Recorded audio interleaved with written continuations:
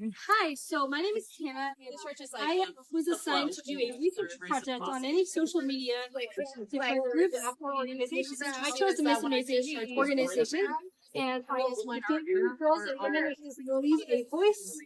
And so, what I did for my social media research is I found 100 different posts on the Miss Amazing page and the Utah Miss Amazing social media pages, and I narrowed it down to 8 different themes that we have here.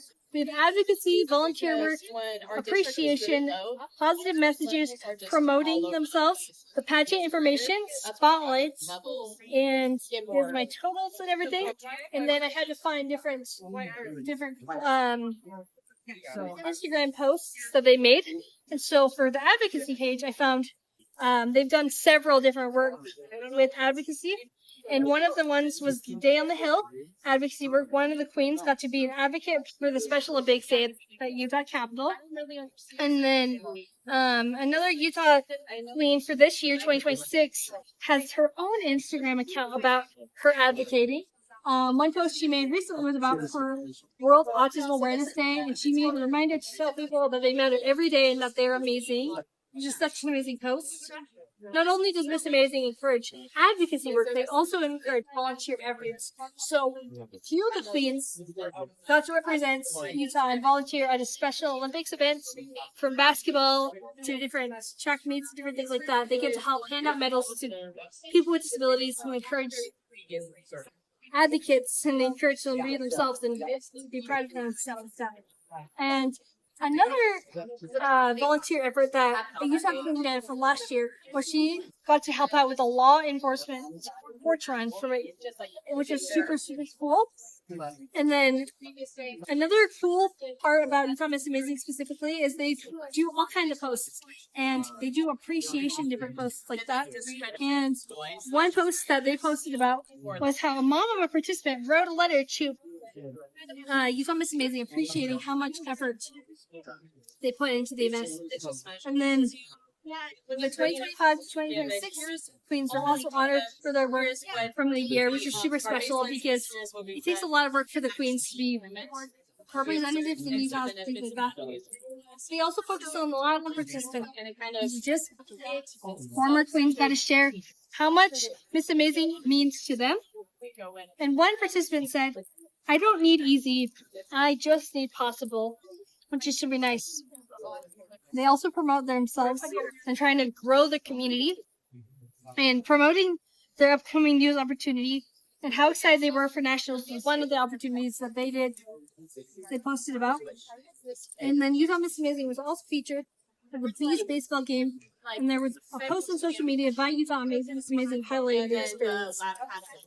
And then they also have information about the pageants.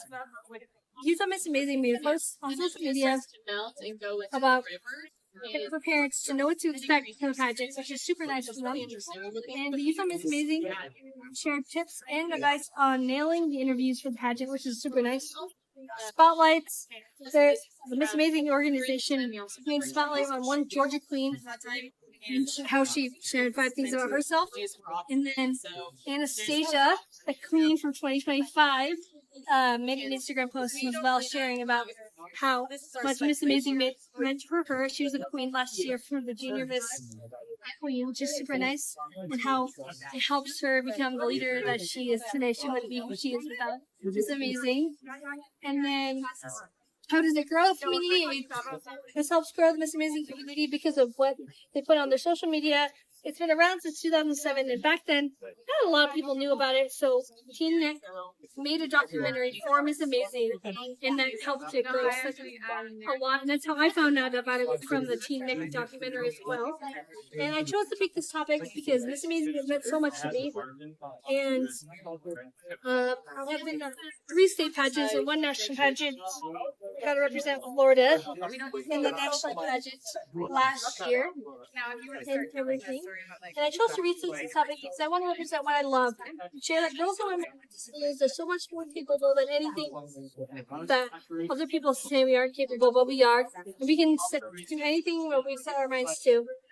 And In the future, I want to become not only a teacher for the blind, but also in social media full time for my own platform. And this has helped me grow my self confidence and my advocacy skills and helped me be who I am today. I wouldn't be who I am without Miss Amazing. And it's helped me become a better person. And then some of the implications I found, what I found from this project is that Miss Amazing cares so much about shaping girls and women with disabilities into leaders and advocates in the community. Some of the limitations, they only use Instagram, too much information to work with, not enough girls and women with disabilities featured on the page.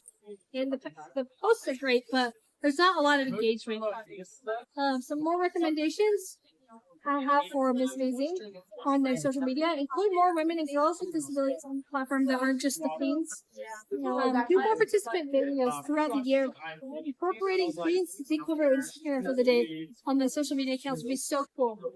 Adding more social media platforms like TikTok could help grow the community and help gain money for the community as well. Do more motivational quotes, like Motivational Monday quotes, which are super nice. And then include more information on how to prepare for the pageants, which would be super nice. Helps us prepare.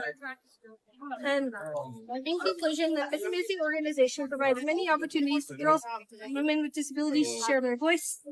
And here are my references. Utah Miss Amazing Instagram page, and the Station One's Instagram, and the Utah Miss Amazing. Thank you guys.